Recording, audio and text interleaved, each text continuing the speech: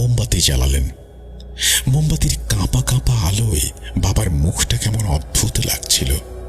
তিনি বিরক্ত অথচ গম্ভীর গলায় বললেন, ধর বেটা, বাতাসের শব্দ, টিনের চালে বৃষ্টি পড়লে এমন শব্দ হয়। লাশ কাটতে আই এত ভয় পাইলে চলে?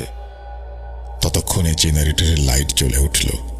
টিউবলাইটটা কয়েকবার জ্বলতে গিয়ে নিভে গিয়ে আবারও জ্বলে উঠল। বাবা কাজ শুরু করলেন। আমি পানি এগিয়ে দিলাম। লাশটার গলায় দড়ির দাগ পরীক্ষার সময় বাবার চোখ আটকে গেল মেয়েটার গলার নিচে। সেখানে কালো সুতোয় ঝোলানো একটা চিকন সোনার চেইন ছিল। চেইনটা চামড়ার সাথে একেবারে লেপ্টে আছে, যেন গলার মাংসের ভেতরে ঢুকে গেছে।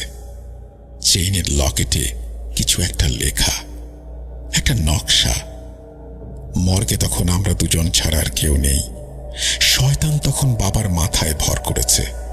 তিনি চেইনটা খুব সাবধানে, যেন কেউ বুঝতে না পারে এমন ভঙ্গিতে লাশের গলা থেকে খোলার চেষ্টা করলেন। আমি দেখলাম বাবা এ কি করছেন।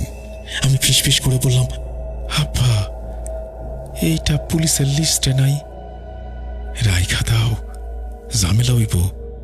বাবা আমার দিকে তাকিয়ে চোখ রাঙিয়ে বললেন, চুপ থাক, পুলিশের লিস্টে নাই।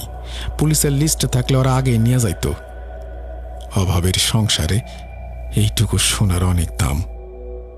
বাবা চেইনটা ছিঁড়ে ফেললেন না, বরং খুব কায়দা করে লকেটটা খুললেন। লকেটটা হাতে নিতেই বাবার হাতটা একটু কেঁপে উঠল,